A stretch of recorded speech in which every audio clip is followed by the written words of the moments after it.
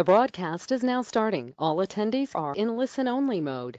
Good afternoon, everybody. It is Friday. It's the 13th of March, and this is a special edition of our Lunch and Learn series. Barb Soutar, Richard's wife, is a nurse and a healthcare professional, and she has been tracking the COVID-19 virus since we first heard about it. Given some of her family's situations and health things, she's been on top of this since day one. No longer am I going to give you a big introduction. We want to give as much time to Barb as we can. So Barb, thank you so much for joining us today. We're recording this, folks, so there'll be no questions till the end. If Barb has time, we'll open up for questions. Thanks, Barb. It's all yours. Well, thank you. Hello, everybody. I'm really glad you are here. If you've been listening to the news this week, it has been just flying so rapidly. I think I've done and redone this presentation every single day in order to keep up with it. And at a certain point, I'll correct the numbers as we go along. I just didn't go in and stop them because this is moving fast. So aside from Richard's wife, I'm a registered nurse. And one of the things about registered nurses is that we end up being taught how to provide an environment that protects our patients, how we provide the necessary things that they have to have in order that they are maintained and keep their health. And this occurs whether we are in a hospital setting, an ER setting, whether we are at home, even giving directions on how to take your medication when you are discharged. All of that, that's part of the training that we get. I'm also speaking not just as this RN with a 38-year license, but I'm the mother of a child, one of my children, who is very compromised immunologically. And so this is what we do. This is how we do it. This is how we've protected her. We have masks, but we have them all the time, exactly the kind that will protect her. In our stores, we have sanitary wipes. Wiping things down is not foreign to us. To some degree, this is how we have kept her, kept her going. Right now, as what is unfolding, I am giving you this information, and as I present, I want in the back burner of your head, the back burner of your mind, I want you to kind of begin to identify, what do I need to be provided with so that I can protect myself? What do I need to provide those I love so that they are protected? And then furthermore, I want you to extend this a little bit more.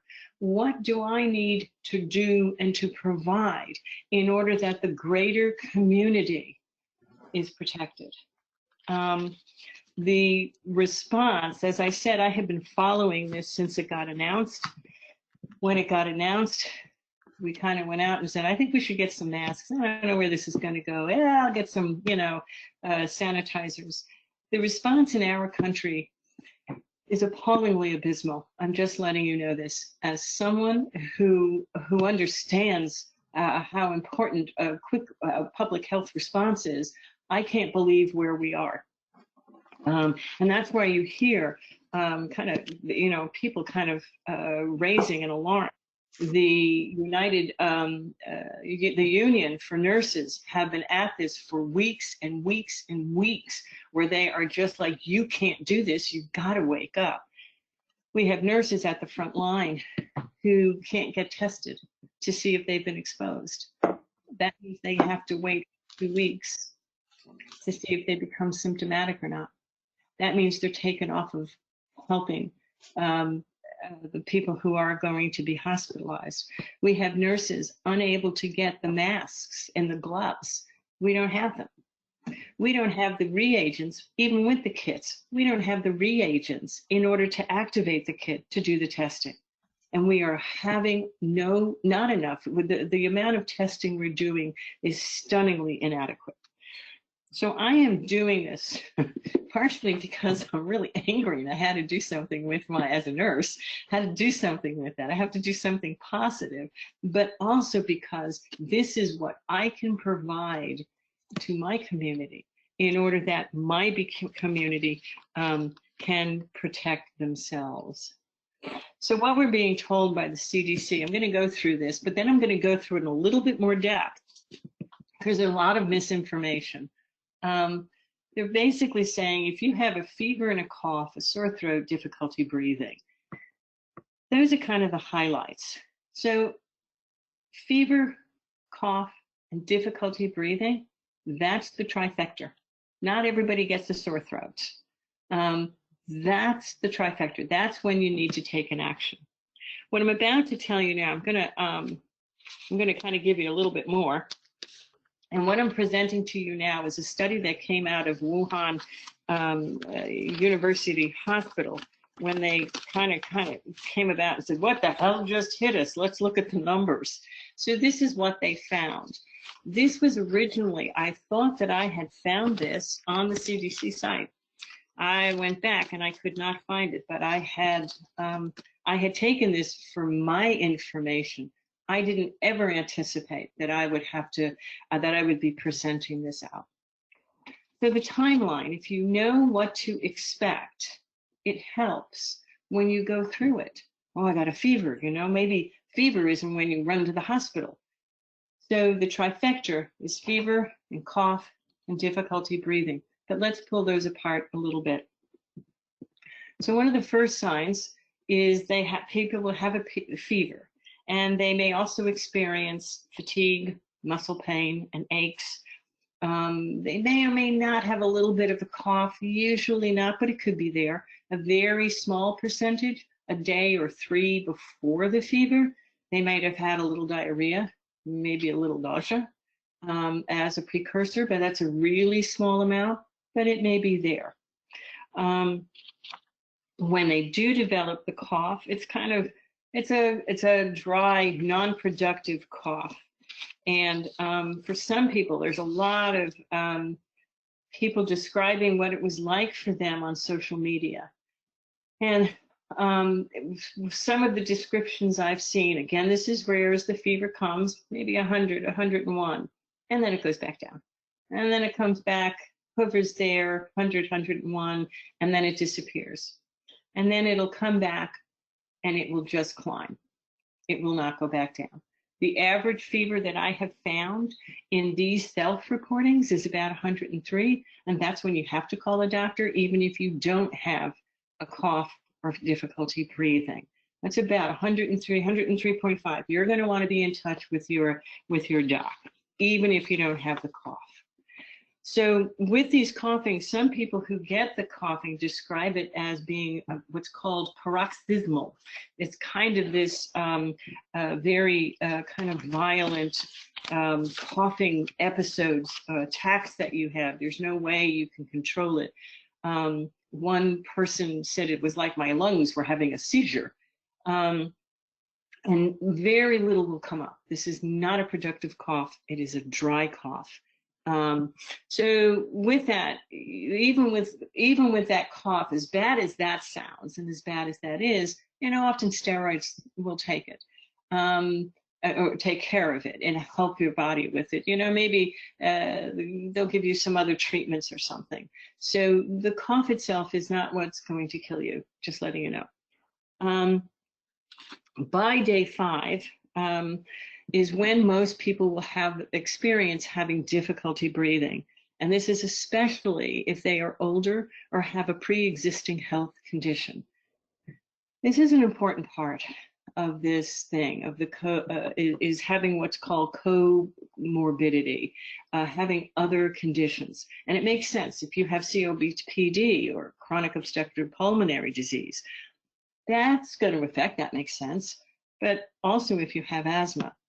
But what they are actually saying is that even type 2 diabetes, even cardiac problems, cancer patients, all of these people are going to end up being more compromised. So take a minute here and let's think about that. 60% of our population is on some medication, some prescribed medication for an underlying health care condition. What that means is how many people are taking or have type 2 diabetes in our population.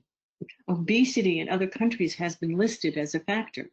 We're not seeing that right now. We're just kind of seeing pre-existing conditions. I'm letting you know we have a lot of people here that are going to be affected. And so, excuse me. So by the 7th day, which is about how long it takes before patients are admitted to a hospital, this was at that time, it may be different now, I'm just letting you know the timeline. That's how long it takes. It's about 7 days. So that means they've come in at day 5, they presented, we've tried to take care of the fever, the docs did, they tried to help take care of the cough, and now we're hitting possibly like the difficulty breathing. And it is here at the day 8, the next day, that patients with the severe case, remember only 15% of us are supposed to get there, develops what is called ARDS, and it stands for Acute Respiratory Distress Syndrome. This is an illness that occurs when the lungs begin to fill with fluid. Remember, this is a dry cough. It isn't coming up. So when this develops, it gets everyone's attention on that unit because it can be life-threatening. It can be that serious. So most of it, we actually don't know how many of us will get this because we don't have the data for the number of people who actually got it, because so many people don't really get symptoms. So many people don't have a severe case, don't present because their fever got too high. So we don't know exactly. What we do know is this is a new virus and we don't have herd immunity to protect us.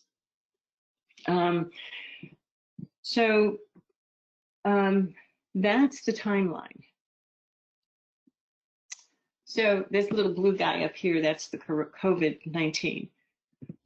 It's important to note that the first symptoms, again, will not appear until approximately 14 days after a person was infected. Currently, many are saying that the incubation period before symptoms are experienced is between 14 and 27 days, with some reporting something in between, like 21 or 22. Who's right? We don't know. I don't know. These are coming from different countries. A recent, again, this is not peer reviewed yet. It just got released. It is from Wuhan University Hospital study. And what they found was that women's immune systems would actually kind of keep them asymptomatic for longer. And so before they succumbed to the symptoms of it, what they also said was that 65% of men in China over the age of 60 or 50 smoke, but women do not. And so it may be that's the factor, but we don't know enough yet. So really what we're describing here is that we can be like little typhoid Marys running around infecting everyone in our world, and we won't know it because we have no symptoms.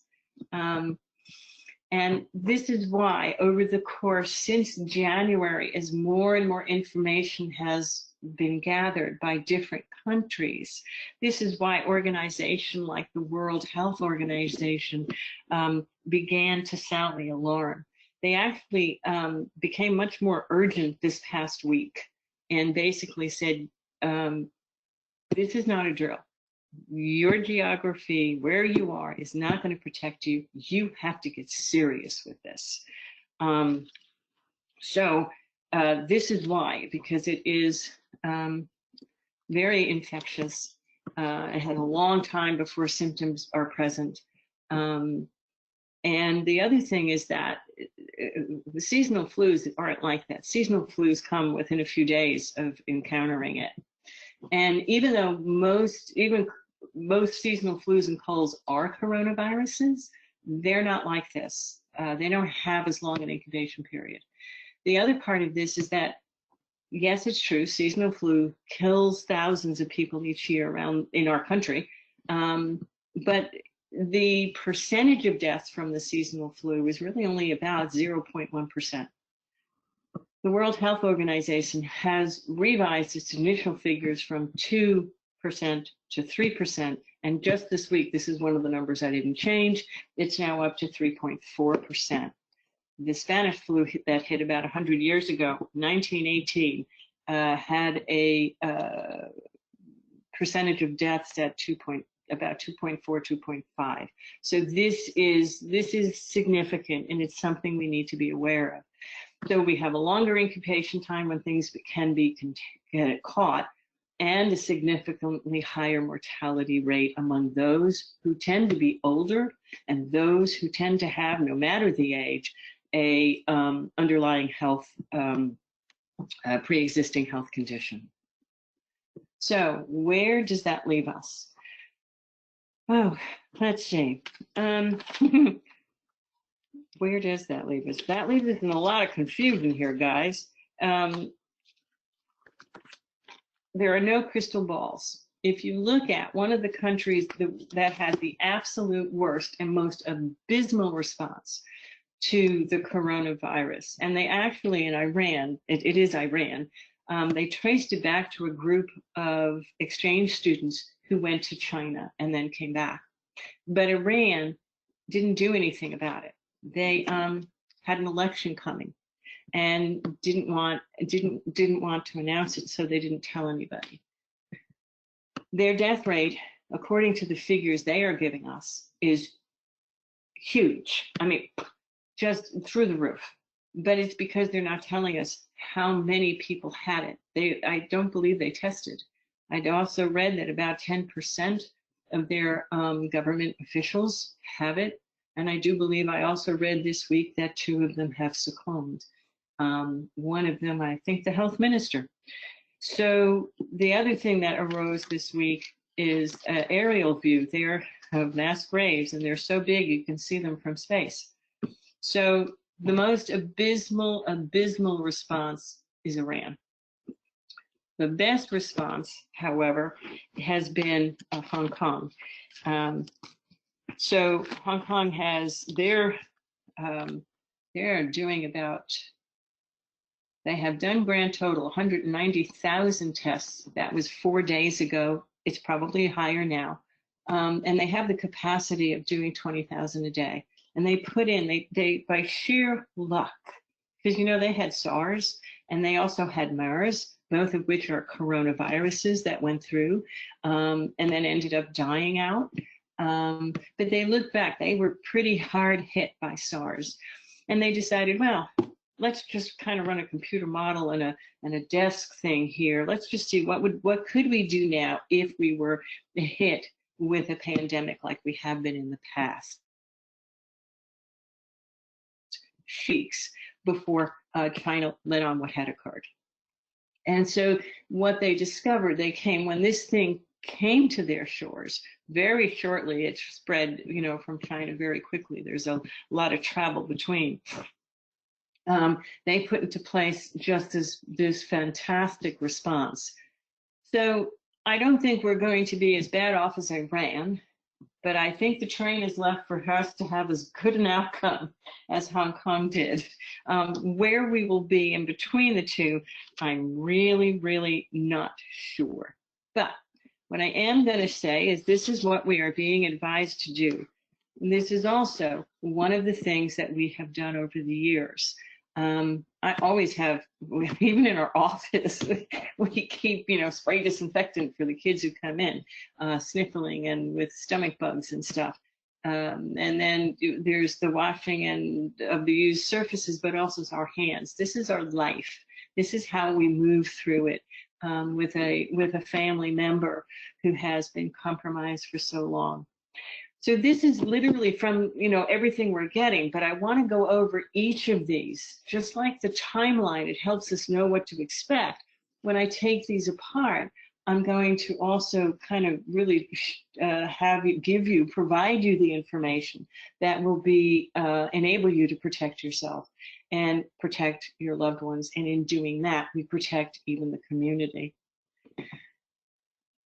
So the first is washing your hands with soap. Sanitizers are wonderful. They are to be used when we don't have soap and water. because they're not as good as soap and water. And it's usually our hands that become in contact with anything that has germs on it of any kind, not just COVID-19.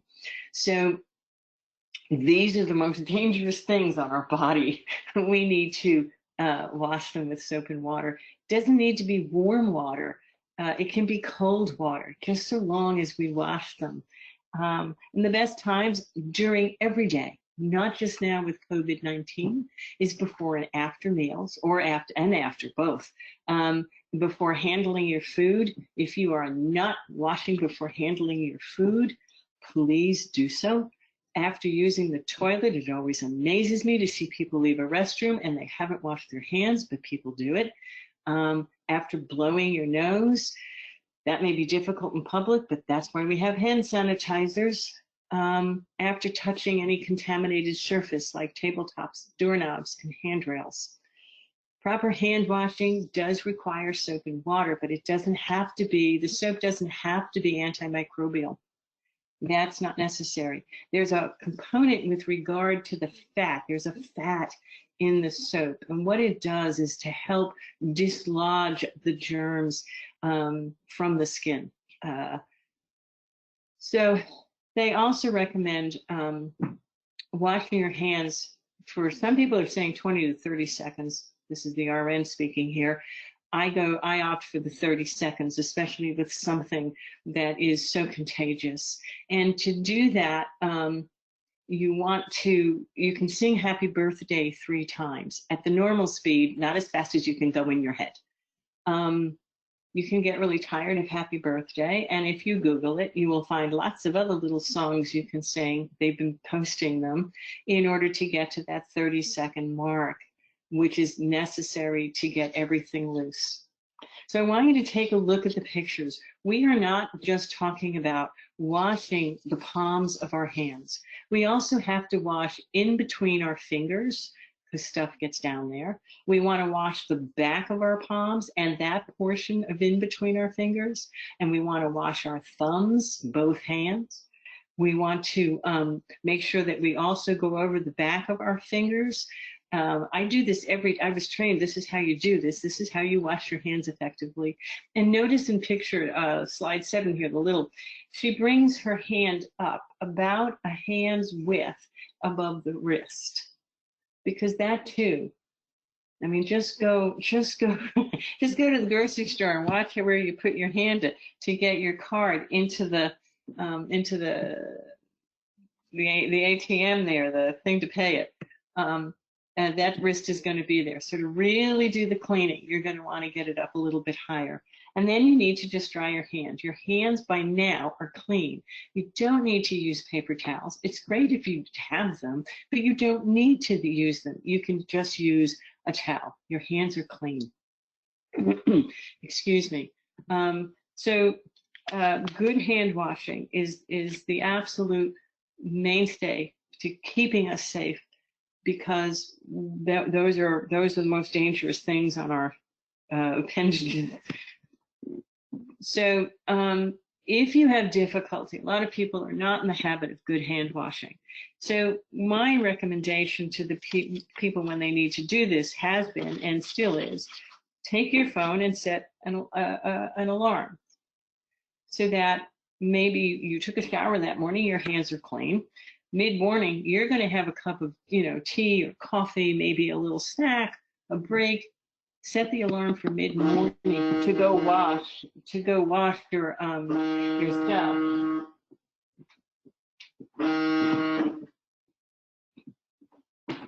I'm sorry, I don't know what that was. Some alarm. So set that alarm mid-morning, and then before lunch or at lunch, whenever you usually take it, and then mid-afternoon as well, in order that you have this set. You want to wash your hands as well the minute you walk into your home. And I'm going to talk about this. You put everything down by the front door and walk directly to the sink, unless you have to go to the bathroom, and then you go to the bathroom first. But other than that, you wash your hands doing this technique as soon as you get home. And then perhaps you set alarms. Again, if you need to wash hands preparing dinner, put a sticky up if you have to. And you might want to also, I always wash my face, so my hands get washed every night anyway. But if that's not your habit, set a habit at HS at bedtime, hour of sleep, in order that you wash your hands. So the next thing they have talked to us about is maintaining a personal distance between oneself and others. And it's recommended that the distance be 3 to 6 feet. When it comes to coughs and sneezes of something this contagious, I'm going for 6 feet. Truth is, I'm going for staying home most of the time, because that's how far coughs and sneezes can travel. Personal contact can be further limited by not shaking hands. You can see here in the image, they're kind of bunking their elbows. There's a great video I came across of these young men in Japan. I don't speak Japanese. I have no idea what they were saying, but they were bumping their feet, and it was a group of them all bumping their feet together when they saw one another, talking and laughing, and it was so infectious. That I really enjoyed it. So I don't think, I'm kind of the opinion that even bumping elbows or knocking feet at this point in time may be a little too close. I might do the knocking the feet because they're not as dangerous as my hands to me. So personal distance is also about limiting participation at public events. Please notice this week, when in the world have whole sporting seasons been canceled? When in the world have whole cultural events just been canceled? It's never happened. That is how serious it is. So we also want to look at educational stuff, putting everything online. Social and even religious stuff. In Italy right now, which is shut down completely, even Mass is not being said to people. You can access it online. That's how much they're struggling. Right now in Georgia, I wrote at the beginning of the week, schools may be closed. I think all schools are closed starting Monday. My granddaughter's home today. And they closed I think it was Fulton County last week. One of the things that occurred was a teacher had it, didn't know he had it. He had worked in 3 different schools, and he had no more sick days left because he had had a flu in the beginning of the year, like, a month ago, 2 months ago. He had no more sick days left. So he figured it was just another flu. And he just kept going to work until he got sicker and sicker and sicker. And finally, somebody tested him. They closed that school system down, boom, because every single person they tested positive. There wasn't a negative one within them. That was last week. That occurred when I started writing this presentation. So there's this surge that's coming. We're at the beginning of a surge of cases. So be prepared. You're going to hear more and more of these things. The best thing to do is stay home if you think you may be getting sick. Those little swollen glands that start to tingle before you're getting sick? Stay home then. Stay home if you run a fever. Stay home if you develop a cough, for goodness sake. Just stay home. You will protect yourself more, and you will protect the ones you love by doing so. And the biggest thing that we are having to protect is our health care system capacity. This is crucial. This is one of the things I'm angry about. So I might get a little passion here in the back of my voice. So that red bump there is if you take no protective measures. We're just about there, guys. We are at the beginning of that surge. And then the blue one is where protective measures are taken, they're effective, and it's the same number of cases. But what you have is that the surge is spread out over a longer period of time. That blue surge that's longer, that's what South Korea has done. And how they have done it is they took the entirety of COVID-19 out of the mainstream hospital, and they had special health centers. If you end up testing positive, you're not even in the health center yet, like in a hospital setting, just if you test positive. and they have drive-up testing. You don't have to go to the doctors. It's drive-up testing. You can go to the separate clinic and get tested. The testing turns around within, I think it was 4 to 6 hours, and they notify you by phone. And by phone, they notify you if it's positive or negative and what your next step is. They also then, in that special healthcare system, have a doctor that begins kind of counseling you and walking you through what you can do, how to do it, how to quarantine yourself, so to speak. They also they have in place, because SARS really hit them badly, and so did MERS. They have in place in their laws that if you don't, in a pandemic or epidemic in their country, they can track your movements by tracking your phone. It's the only time they're allowed to do it, but they're tracking your phone to make sure you are complying with the protective measures of protecting the rest of the people by staying home. They have, so in this right now, they have the best outcome, because you can't say China had a terrible, Iran's worse, but China didn't know what hit them. They had no idea. And their first measures were to kind of keep it quiet and not tell anybody. But when it became apparent what was going on, they turned this around. South Korea did not. Like I said, I think the train left for us to be as good as the South Koreans, but we don't have to be as bad as having no protective measures whatsoever. The problem here is that there's also in between. We are maybe about a week or so behind Italy.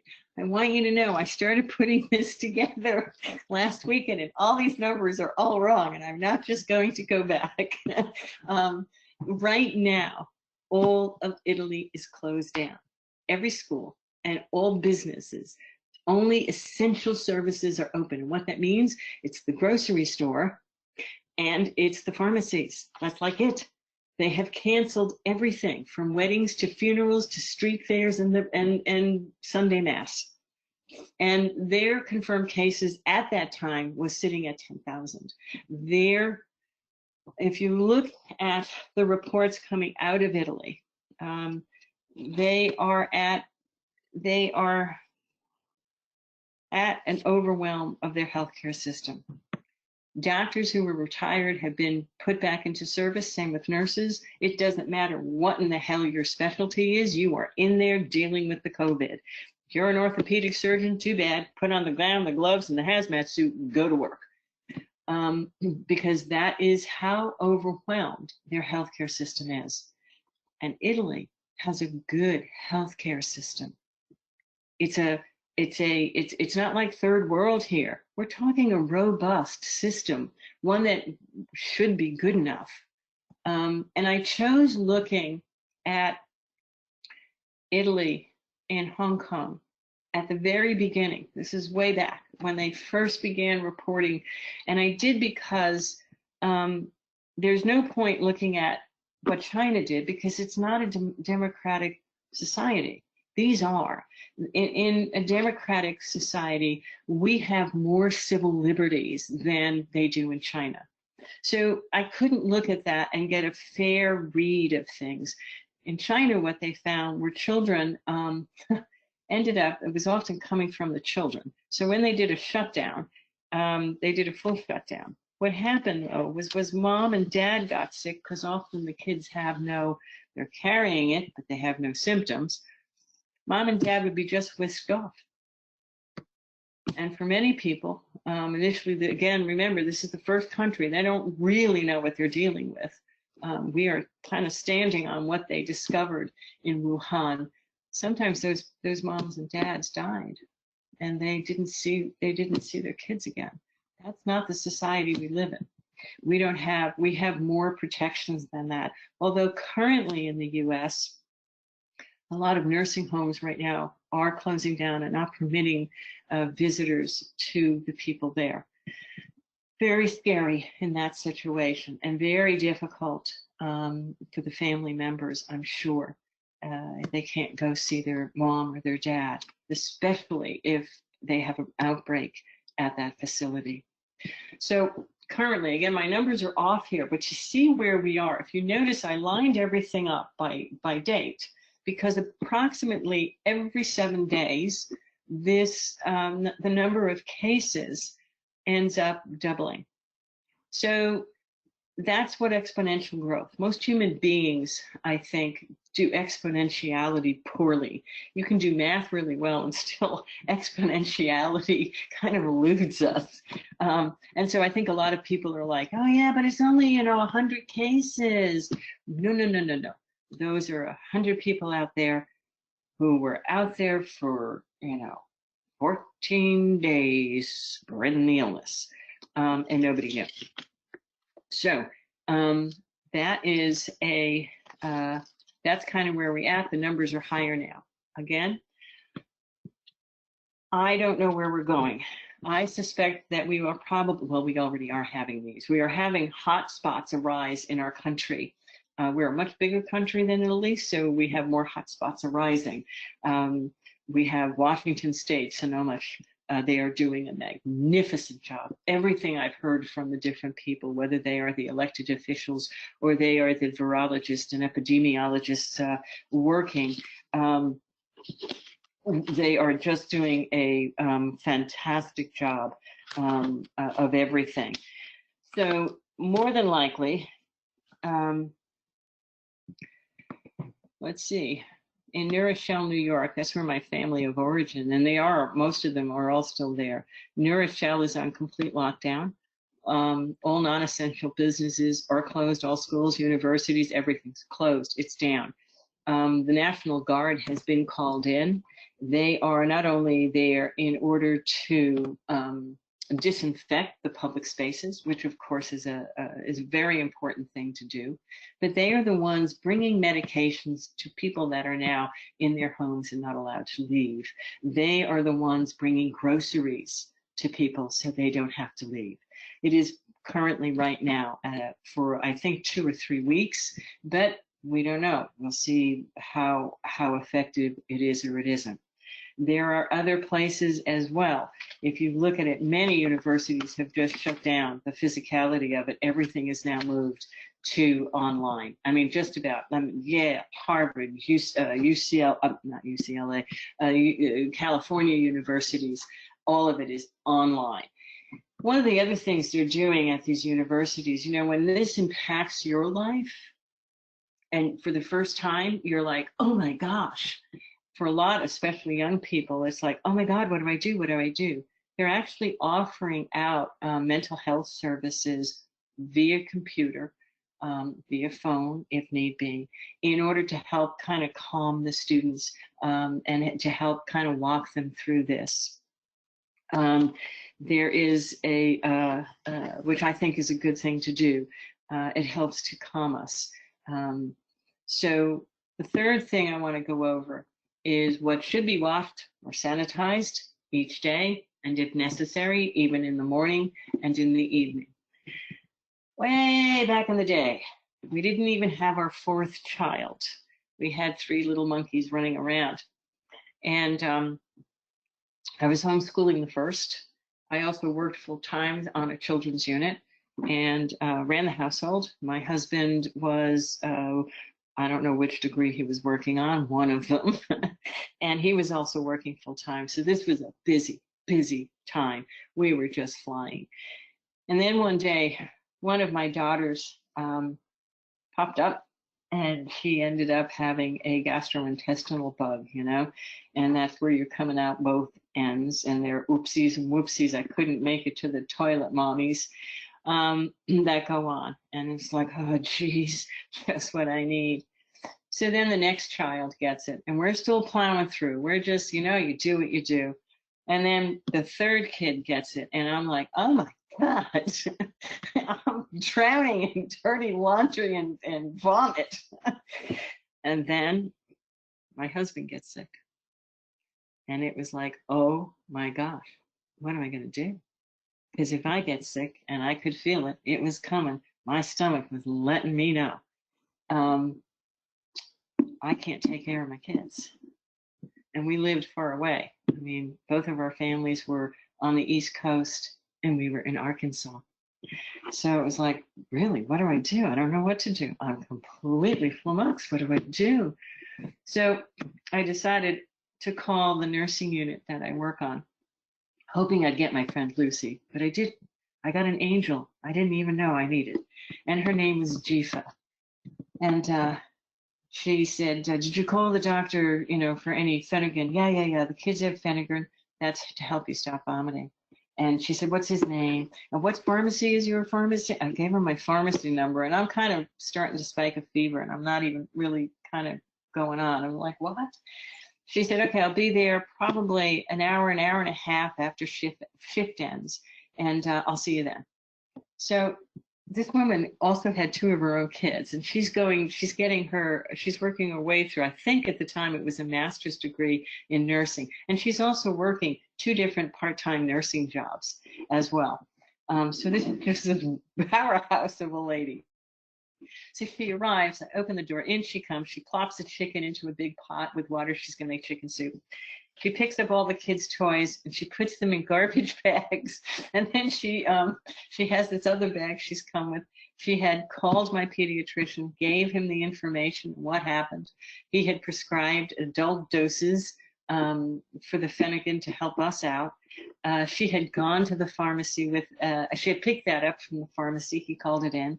And she then proceeded to begin washing my house. And I'm not quite down yet. I'm not like where I'm hanging over the toilet bowl yet, though that was going to come shortly. And I was like, Jifa, please, you don't need to clean my house. And I'm kind of embarrassed and thinking, God, my house is dirty. She's cleaning it. So she said, no. She said, I was raised in Africa. I am the daughter of missionaries. And I grew up in a village so small, we didn't have a doctor, certainly didn't have a hospital. I grew up in a village where a doctor only came maybe every 2 weeks to check on somebody or on something. She said, this is what we do when we are trying to stop the spread of a disease or an infection, something infectious through the village that I grew up in. So they're saying, that need to wash surfaces. And we think, yeah, like my counter, got it. But it's much, much more than that if you are going to protect yourself. We need to wash all the doorknobs going in and out of the house, as well as every doorknob in the main living area. I do every doorknob in the whole house, and I don't have to do those that are part of outside of the main living area, especially now because it's just Richard and I living here. You also want to wash all of the drawer pulls, especially in the kitchen. So you start in the kitchen. It's a really good place to start. Every pull for a cabinet, every drawer pull, all of your light switches. You want to make sure the faucets are washed. And if you have like those little ones that either give you soap if you press it, or maybe it's the sprayer thing, or perhaps it's another faucet that you press down to get water. You want those handles washed too.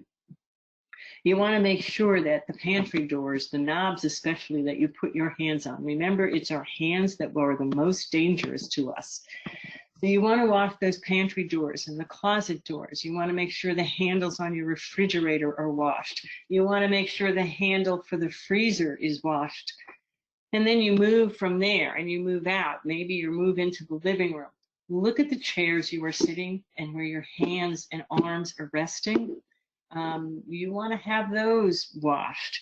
One of the things you consider doing is a soap and water wipe. And then if it's like a cloth thing, maybe there's there are upholstery things you can clean it. You do that one time, and then you put something over them to help maintain it. I use like bed pads. You can find them in any store. It's what they put under your bum in a hospital on a bed, because I can roll that puppy up and throw it out. And then you move through every light switch and doorknob in the living room. If you're using your dining room, if that's where the places you sit, you want to do the back of every chair that's going to be pulled out. You want to wash every surface where people have been sitting at. You then want to move through, if you have down through the hallway maybe, and hit again all of the doorknobs and all of the light switches just to keep them clean. You also want to consider anywhere you put your hands. So most of us have clickers, right? With those clicker things for our TVs and for the Roku. Pick those puppies up. Let's get those cleaned as well. Again, our hands are the most dangerous part of us, to us, and to our health. Everything our hands touch needs to be cleaned. Make sure you are also cleaning your cell phone and all electronic gadgets, including your laptop, your mouse, your keyboard, all of it. You need to be hitting this every single day at least once. You want to repeat this same process in your car. Note where you put your hands, what you are touching. Opening that door, you've got your fingers, your hand on the underside of that to pull the door open. That needs to be cleaned. Look along the side, all the buttons to open the window and to do the side view mirrors, get them properly done. That all needs to be sanitized. It needs to be washed. You have the rear view mirror. If you touch that to adjust it, you want to have that redone. You want to make sure that the gear shift knob and the panel for all the touch screens that you touch, all the knobs for the volume, that needs to be cleaned. You want to make sure that you the console in between two seats, that you clean that as well. So this is what we do. This is what we have been doing when we are attempting to be protective mode. My routine in the morning goes like this, and it takes about 10 minutes. I get up, I go to the bathroom, I go to the kitchen, and I put my tea kettle on. And I have one of those electric ones. And then I get my washcloth, I dampen it, a little bit of soap. If I have a sanitizer wipe, I might use that. If you don't, soap and a washcloth. I like washcloths better than sponges for this task because they can wrap around a thing. So I will take that, whatever I'm using, and I will just start in the kitchen and go on every knob and all of this and along the refrigerator, and I will then go move through the house and go down everything that we touched, the normal, all of those, the doorknobs and the light switches and whatever is there in that vicinity, making my way all the way back to the bedroom, to my nightstand and my dresser. It takes me, by the time I get done, it's very quick. This particular virus is very easy to get off surfaces. It takes me about 10 minutes. I get back up, and because I put a full pot on, usually my water is hot and I pour it and I'm done. And that way I know it's been done that morning. And I'm often home now because I am social distancing. I am at risk because of my age. I don't have any pre-existing conditions, but just my age puts me at risk. So I'm going out as little as possible. In the car, it's maybe 3 minutes, guys. That's it. And I'm providing myself not just with less germs, I'm actually providing myself with a place of sanctuary. And what I mean by that is we are at the height of the beginning of the allergy season. And I know this because I have a season that lasts 9 months. And between now and the end of April is a special kind of problem for me. And so what that means is that if we are out and about, and even if it's us, we're going to be on guard. Every sneeze, every cough we hear in the vicinity, every person who looks sick to us, every person who maybe, wipes their nose or blows their nose, we're going to be on guard going, oh my God, I've just been infected, or oh gosh, I hope not.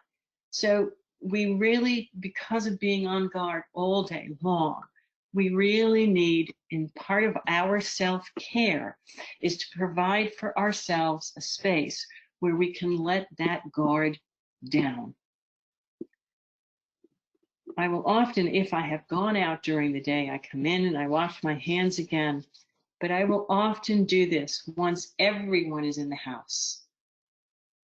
in order that by the time I'm done making dinner, it's all been done and I don't have to think about it again.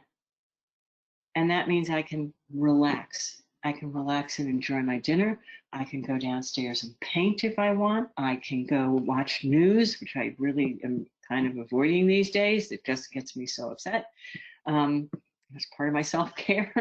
But this is how we provide for ourselves this sanctuary, and we need it. We also need to have this place where, by recognizing that our hands are the most dangerous parts of us, that we then manage to make sure that the hands are clean and the areas are clean. Expect if we are going to be, we may be in shutdown. I don't know for how long. This is from Lady of Lyme. It'll be on, it's one of my slides. She just goes down. She has Lyme disease. She does an excellent job of putting together not just a list for you and me who has no preconditions, but also for those to protect those who do. It's an excellent, she really does a good job. Do not worry about not having sanitizers and wipes. You can do all of this with soap and water. I'm telling you, and it doesn't even have to be hot water. Those villages out in Africa manage to do it with just soap and water, and sometimes not hot water. The wipes are just a convenience. So there's a difference between a maze and there is a difference between a labyrinth.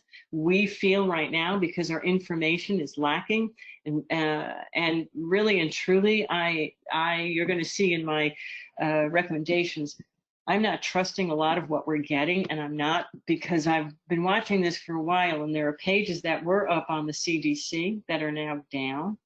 And there was also reported this week that the administration, that are our president, wants to make any information about the COVID-19 classified, which means that even our governors and mayors will be unable to access it.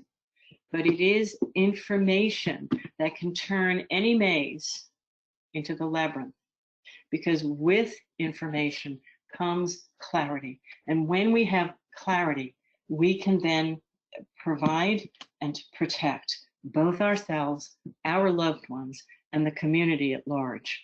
That's the whole point of this presentation, is to give you information. So here are some of the people I have been following. I have a whole long list, much longer than this. I do a lot of international, and I do because there are other countries that are affected. They're coming up with things our country doesn't know because we haven't had the time yet. There's a very good YouTube video. It's a YouTube channel, Joe Rogan Experience, the number 1439.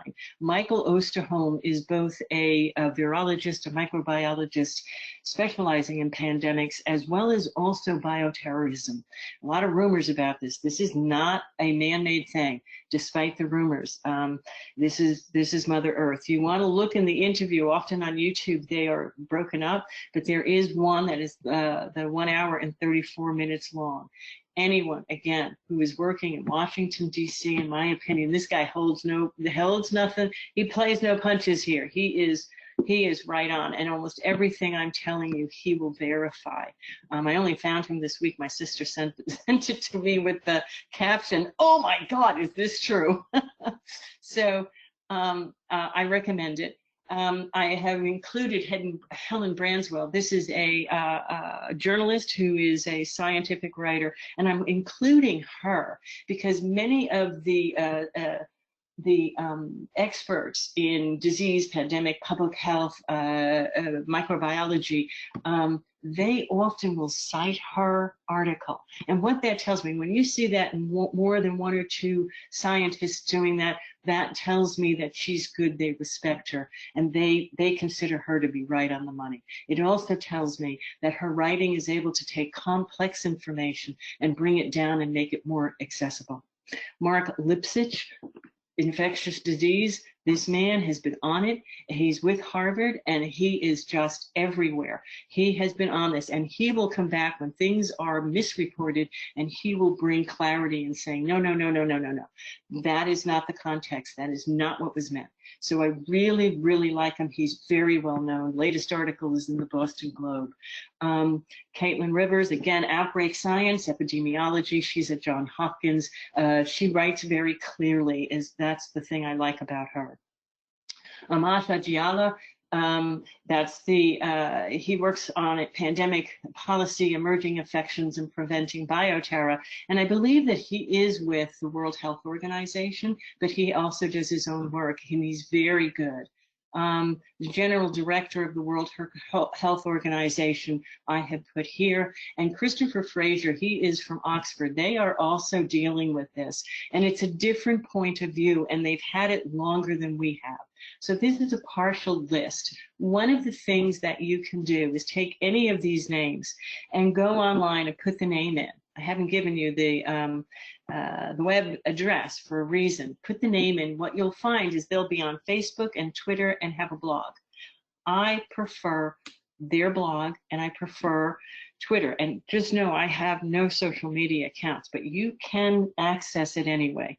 What I like about Twitter is there'll be this little list of people over on the right or the left-hand side, depending what your computer looks like. And it'll be other people engaged in a similar conversation. So that's one of the ways you track people who have information.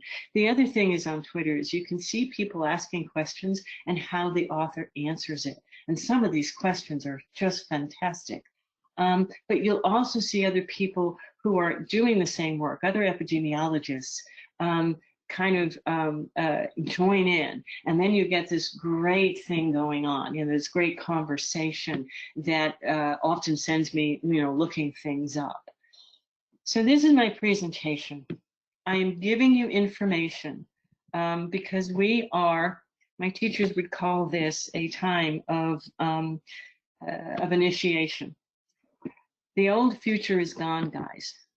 I don't know how long this is going to last. Most coronaviruses come in the late winter, early spring, like right now, and then they die down over the summer, and then they come back in the fall and winter, and then the early spring of the following year.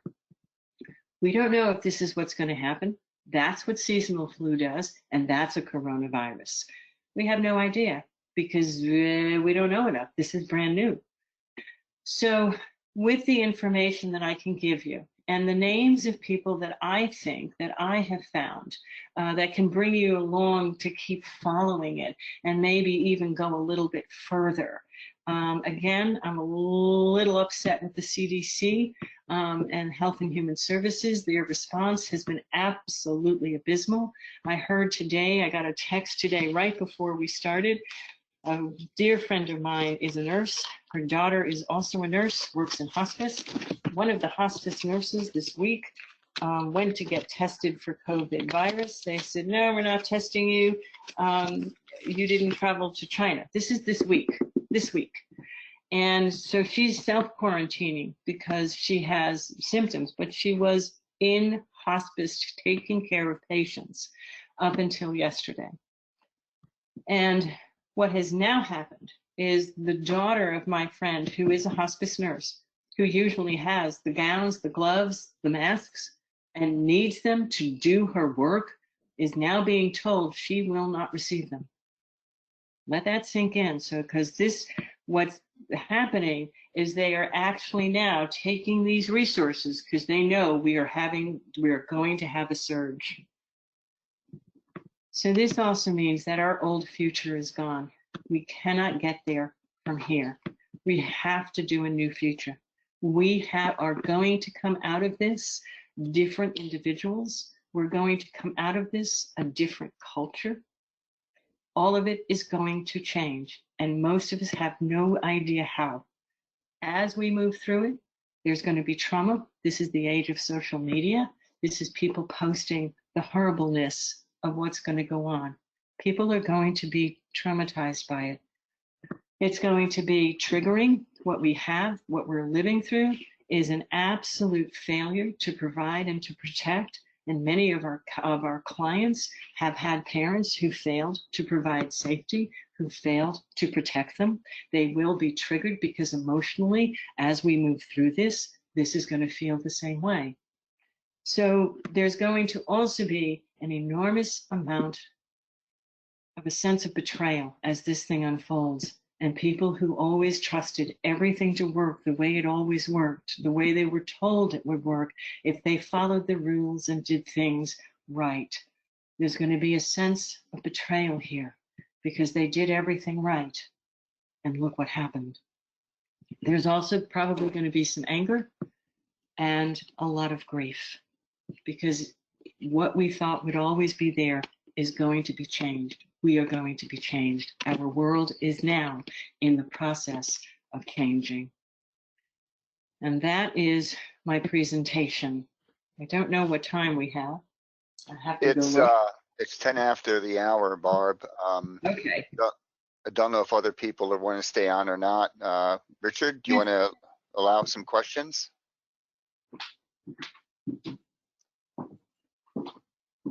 Yeah, for those who want to stay on, this is, Okay. you know, we don't expect everybody to stay on, obviously, but if anybody wants to pursue it a little bit further, because we're going to post it on the internet, Great. feel free. Okay, I'll go ahead and make a few comments quickly while you're unmuting people.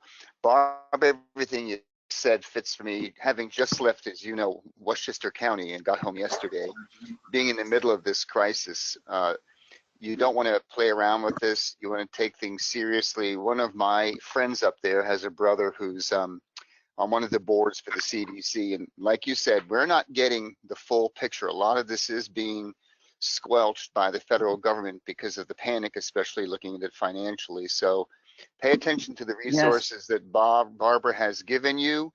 Be careful with the news, listen to it, but get verification. There's lots of false emails running around. I unfortunately sent out one from somebody who said they got this from the CDC about taking a deep breath and holding it till 10 and rinsing your mouth that often with water. All that stuff is nonsense. You got to really just go to the source. Okay, I think I got a text with that. I got a text with that too. Yeah, there's a lot of false. Yeah, a lot of false. All right, so, yeah, folks can try questions. So much. Anyone? Yeah, I have, hi folks, this is Donald from Detroit. Really wonderful presentation. It's amazing, Ms. Soutar, how different your information has been from, and I've been watching a lot of this. As a matter of fact, a light went off on Sunday. I have a 96-year-old mother that I live with, and this Sunday I called into work and I ordered food Monday morning and haven't left the house. But you know, it's funny because everybody knows in neurofeedback, everybody knows the BD alcohol swabs. Alcohol little pads that we use when we do the neuro. I think a lot of people do anyway. So for 2 weeks I've been taking them from my work and I've just been applying them to my hand. You know, I've just been using them on my hand instead of a hand sanitizer. And is that, I mean, I heard that alcohol would also kill the virus. Do you think? Yes, if you don't have a hand sanitizer, you can use alcohol. You can use what's it called, Barbara? Peroxide, hydrogen peroxide. Good. Yep. Yeah, and there are recipes. If you Google this and go on, you can Google it, and you'll be given your home recipes. I actually am collecting stuff. I'm waiting on tea tree oil to mix it with the the hydrogen peroxide. What you want is a good emollient with it so that it's not so tough on your skin. And there are also, there is a homeopathic, an essential oil. It goes by the name of thieves, which is yes. And doTERRA has a whole hand sanitizer thing too. So yeah, there are alternatives if you need to. But again, soap and water works even in the car. You take your soap and water, you put it in a plastic baggie, you close it, you put it in there, and when you leave, wherever you're leaving, you wash everything down when you leave the car. So especially if you pump gas. I've been doing this well before this virus. You never know who touched a gas pump. So we had all these wipes in our car, hand sanitizer. Every time I got out of the car, wipe the handles down, wipe the shift dump, the steering wheel, everything Barb is saying, do it. Yeah. This is how you stop it. And we're the ones who are we have to do this. This can't be done any other way. We're too far behind the ball. Yep. Yep. I know that. This is Mark Shively. Hi, I Mark. know I said this to Rob earlier, but it's common sense, but it's a good time to be using your bank card or credit card and try to stay away from currency. And if you do handle money, wash your hands afterwards, because that's a quick transmission that we should always be careful about. Yes, it is. And I can remember, you know, my grandmother actually used to wash all of her money and iron her dollar bills. Well, she lived through the 1918 Spanish flu. So I think it came out of that in that generation. The other thing is, if you have things coming to your house, wash the box down before you bring it in from Amazon or anything. We have a UVA light. Again, remember, I have a kid who is compromised, and I put that over my mail. It's quick, fast, and easy. So That was my next question, actually. How long does this, I mean, there's a lot of misinformation on how long it stays on surfaces. But you're just saying clean them anyway. So I'm saying yes, and there is a lot. There's not just misinformation. There are reliable people that are reporting different things. So I think it may be dependent upon the surface. One thing you need to know, and I'm going to put this forth. I always wash every fruit and vegetable in my house because I've always had to protect somebody. That is automatic. I wash it in. They have washers, but I use apple cider vinegar, because that is another good pathogen slayer. But, in this country, we have recalls on lettuce and spinach. And we do because you cannot wash the E. coli or whatever else is on there from those leaves because of all the kind of the very small nooks and crannies in there from all the different veins. So unless you're going to cook that food, you might not want to eat it. Just letting you know. You might reconsider. If we can't wash the E. coli off of that, then maybe more than likely we can't wash the COVID-19 off of it either. It's just something for you to decide. I have someone at high risk that I'm protecting, so my decisions will reflect that, but it doesn't mean it's the only decision. Again, look in your life. What do you need to be provided with, and who are you protecting? Does anyone else have a question? These great questions. Hey, Barbara. Hi, it's Bree from Santa Fe. Hello, sweet Bree. Did you? Congratulations again. Yeah, thank you. Yes. And thanks for this great presentation. You're giving me the courage to put my practice on the internet.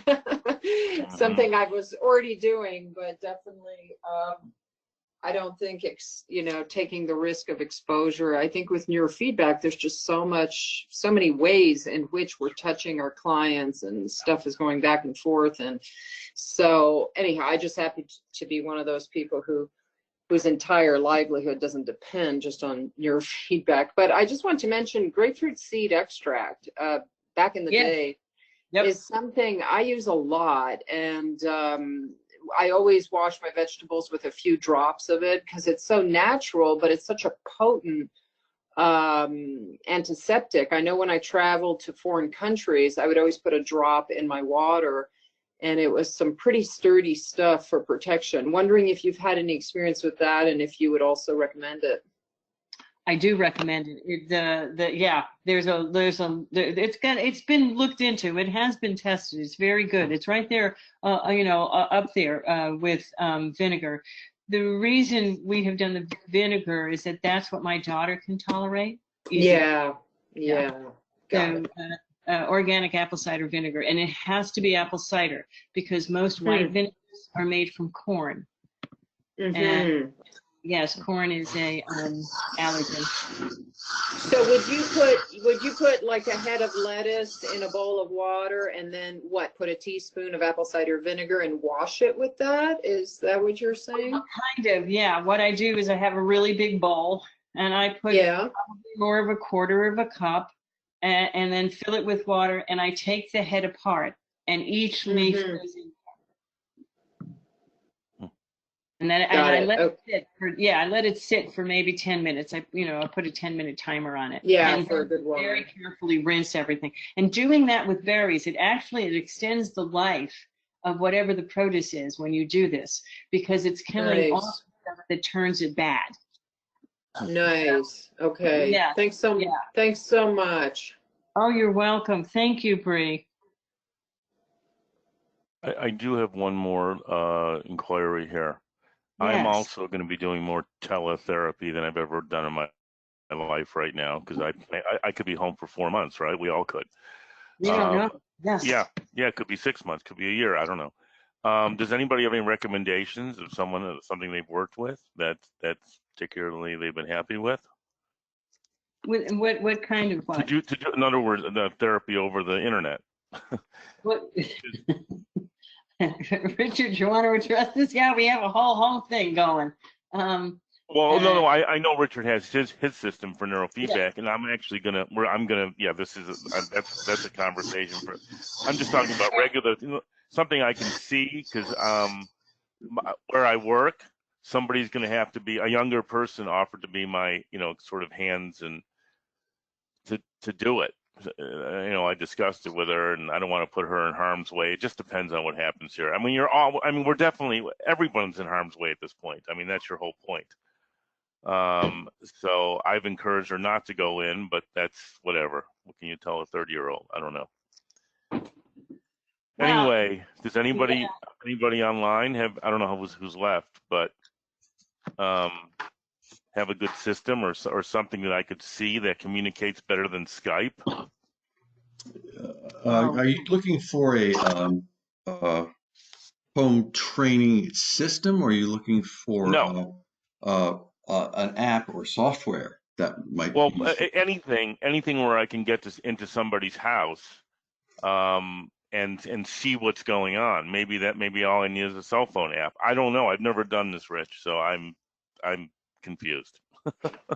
Zoom works really well, because I have clients who have equipment. They live several hours away, and they can turn over the screens, so I can actually look at their settings and how their training is going. So Zoom is a great thing to look into, and it's pretty easy to just pull up a bunch of YouTubes, and you can find your way around it pretty quickly.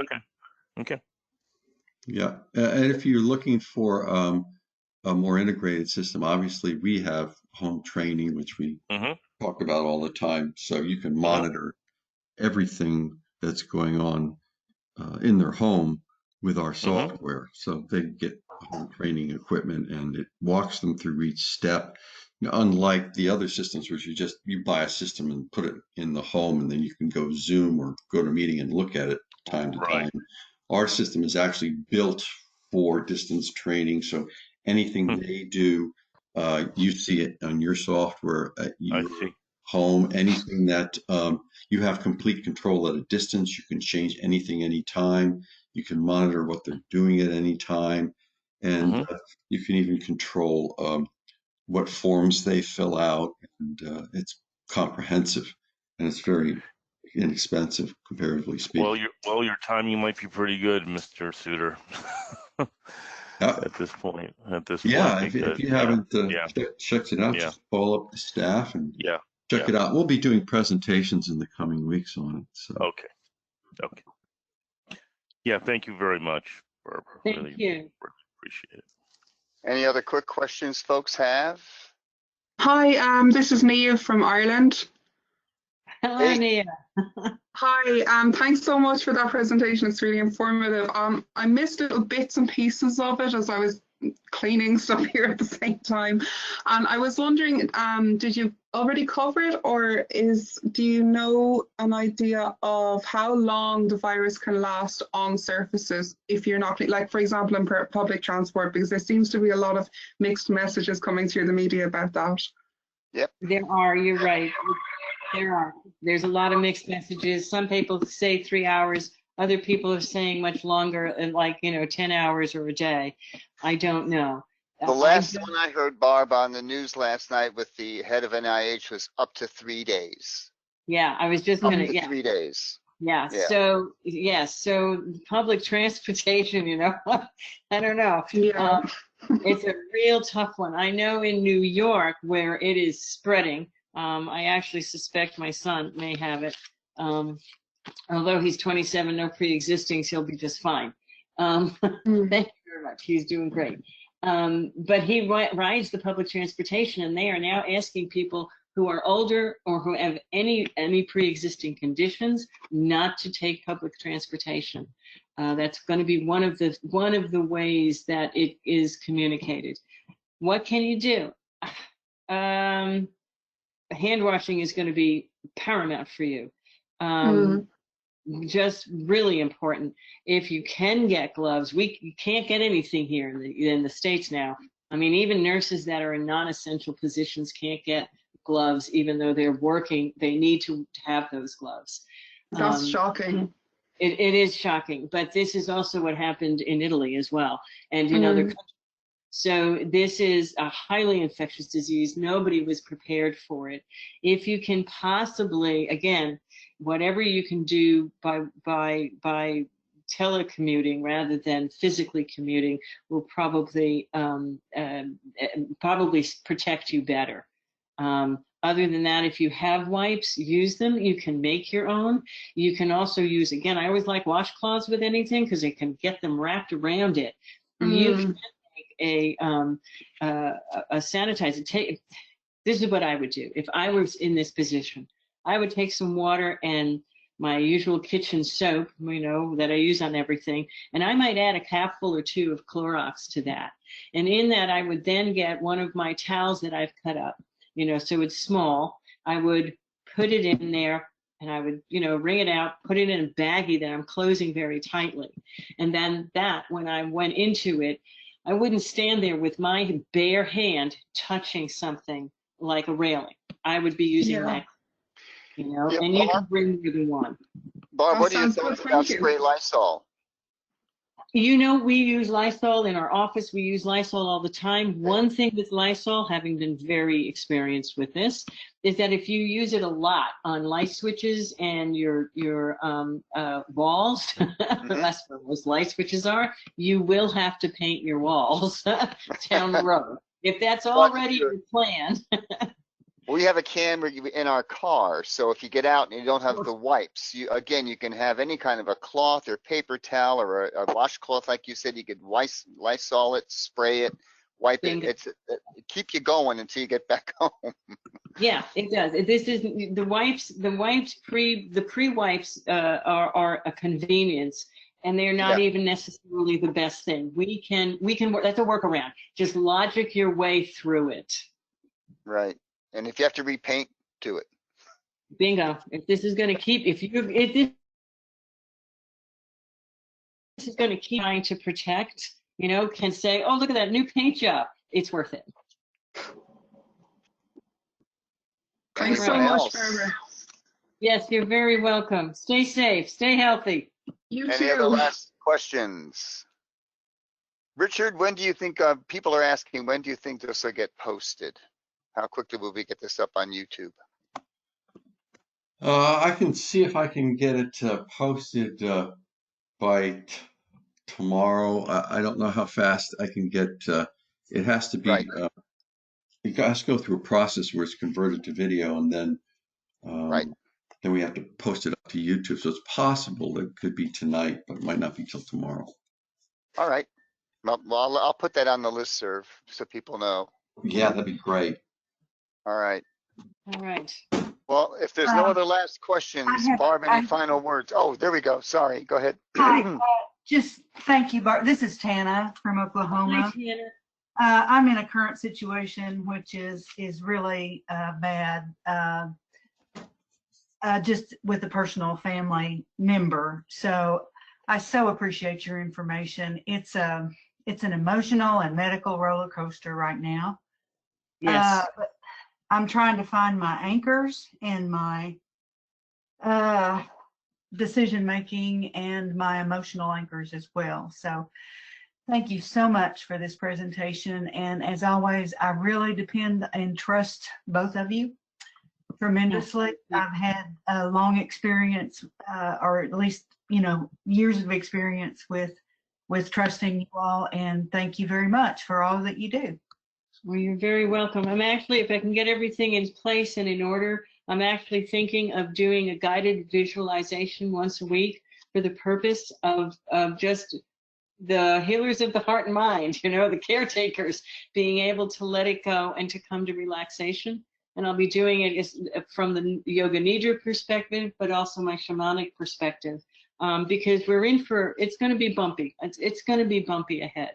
And so if we have those out that you can, when you're just, looking for an anchor for the day, right? At least there'll be kind of some guided visualizations just for the relaxation and letting go of the stress. That sounds amazing. Okay. Good. As soon as I get my rear and care and all the equipment going, we'll have that. We'll begin posting those as well. Thank you again, everybody. Thank you, Rob, for all your help too. Oh, you're quite welcome, Barb. Thank you for taking the time. I know that took time to put all this together. It's great information. Like you've been tracking this every day, having been up in Westchester. So we appreciate it. We'll get it, folks. We'll get it up online so we can share it. And I'm sure we should be fine if you share this with people who don't attend New Mind Lunch and Learns. So we'll get the word out there. Yes, that's exactly. I'm going to share this with some of my nursing friends. I've heard from a lot of them. So yes, that's my plan. Okay, stay healthy. All right, everybody. We'll see you, I guess, Monday night for Neuro at Night. Yep. Bye-bye. Bye.